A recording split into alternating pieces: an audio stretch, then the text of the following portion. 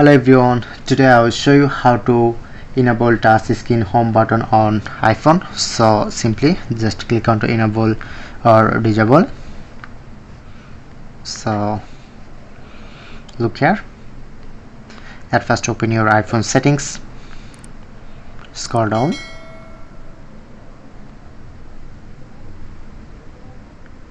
click on to accessibility and showing it to touch option, just click on and you can easily enable or disable.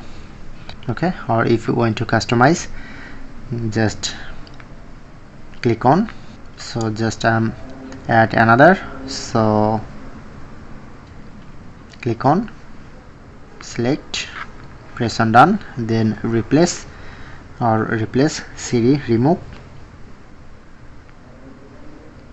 Okay, so that's how we can easily use this.